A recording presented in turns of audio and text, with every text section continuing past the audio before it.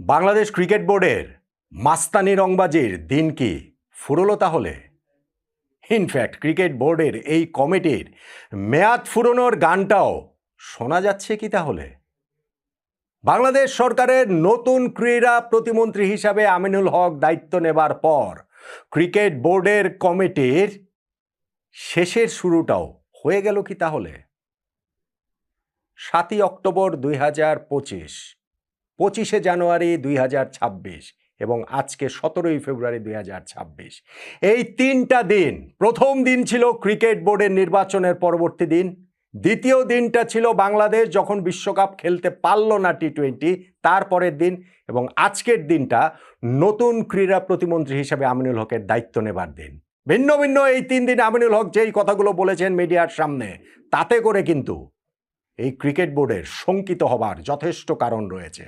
4 বছরের মেয়াদকালের তো 4 মাসও এখনো পুরো হয়নি। তারা পুরো মেয়াদ কাটাতে পারবেন? কিভাবে পারবেন সেটাই চলেন একটু বুঝে দেখার চেষ্টা করি।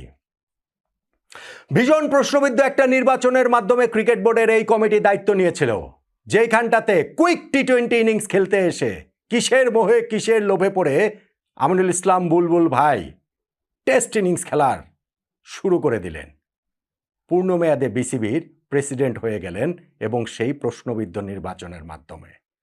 যেই কমিটিতে আগের বোর্ডে থাকা একজন ডিরেক্টর নাজমুল আবেদিন ফাহিম ভাই, আমব্রেলা ডিরেক্টর বা টিএডিএ ডিরেক্টর, ছাতা ধরে যিনি বোর্ড ডিরেক্টর হয়ে গিয়েছেন, তাকেও কন্টিনিউ করতে হয়েছে। ক্রিকেটের সঙ্গে সংশ্লিষ্টতা নেই, কিসের কিসের নাকি ছিল, ওগুলা হচ্ছে গিয়ে নিজেই বলেন।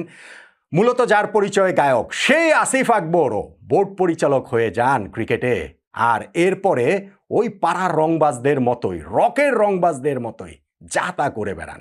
ফুটবলের সঙ্গে পায়ে পাড়া লাগিয়ে ঝগড়া বাঁধিয়ে দেন, অসভ্য অভব্যের মতো কথাবার্তা বলেন, এবং এই আমিনুল হককেও তুচ্ছ তাচ্ছিল্য করেন যে আমিনুলকে রাজনীতিতে নাকি তিনিই নিয়ে এসেছেন, আমিনুল ফুটবলের লোক, ক্রিকেট নিয়ে কেন এত কথাবার্তা বলে। বিভিন্ন ইন্টারভিউতে তিনি বলেছেন।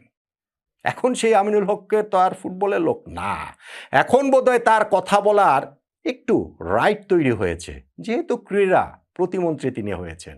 বাংলাদেশ ক্রিকেট বোর্ডের এই পরিচালকরা, আমি তো জাস্ট কয়েকজনের কথা বললাম, এরকম অনেকের কথাই আসলে বলা যায়, এবং অনেকের কথা আমিনুল হক নিজেও জানেন। আমি তার ওই 3টা প্রেস কনফারেন্সের কথা বলছিলাম, মিডিয়ার সঙ্গে কথা বলার কথা বলছিলাম, সেগুলোতে তিনি কি বলেছেন চলুন আসলে একটু দেখি, তাহলে আমাদের ঘটনাটা বুঝতে সুবিধা হবে।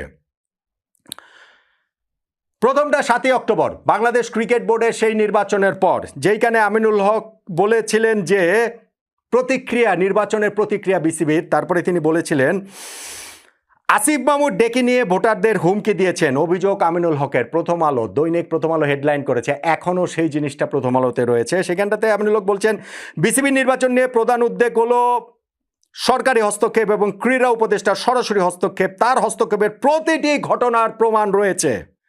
আমি শুনে অবাক হয়েছি যে ক্রীড়া উপদেষ্টা ব্যক্তিগতভাবে বিভিন্ন কাউন্সিলরকে হুমকি দিয়েছেন, নির্বাচনে ভোট দেওয়ার জন্য তাদের উপর চাপ সৃষ্টি করেছেন। অনেক কাউন্সিলর আমাকে ফোন করে বলেছেন যে তাদের ডেকে নিয়ে এভাবে হুমকি দেওয়া হয়েছে। এই যখন ছিল ক্রিকেট বোর্ডের নির্বাচন, যেটা আমিনুল হক বলছেন তার কাছে প্রমাণ আছে, তখন বলেছিলেন। এখন তিনি দায়িত্ব নিয়েছেন, তার অধীনে এই বোর্ড থাকে কিভাবে? আমিনুল হক আরও বলেছিলেন ওই যে চিঠিটার বিষয়ে, বুলবুল ভাইয়ের যে চিঠিটি জেলা এবং বিভাগীয় ক্রীড়া সংগঠকরা রিড করে চ্যালেঞ্জ করেছিলেন, তার ফলে একটি আইনি প্রক্রিয়া শুরু হয়েছে। নির্বাচন অনুষ্ঠিত হয়ে গেল, আদালত রায় দিয়েছেন যে হাইকোর্টের পূর্ণাঙ্গ বেঞ্চে শুনানির পর একটি সিদ্ধান্ত নেওয়া হবে।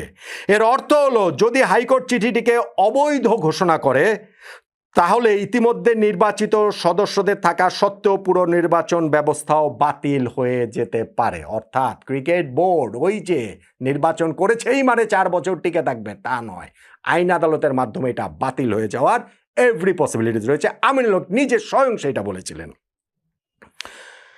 এবং শুধু সেটা না, আরো একটা কথা তিনি বলেছিলেন, আমার কাছে তথ্য আছে যে আর্থিক লেনদেনও হয়েছে বিসিবির এই নির্বাচনে। অত্যন্ত পীড়াদায়ক যে বোর্ড পরিচালকরা আর্থিক লেনদেনের মাধ্যমে নির্বাচিত হতে পারেন। এটি তাদের হাতে বাংলাদেশ ক্রিকেটের ভবিষ্যৎ নিয়ে একটি বিশাল সন্দেহ তৈরি করে। আমি মনে করি পুরো নির্বাচন ব্যবস্থাপনা এবং এই প্রশ্নবিদ্ধ নির্বাচন বাংলাদেশের ক্রিকেট প্রেমী ও ক্রীড়া সংগঠকরা স্বাভাবিকভাবে মেনে নেবেন না। স্বাভাবিকভাবে মেনে নেয়নি বাংলাদেশের ক্রীড়াপ্রেমী, ক্রীড়া সংগঠক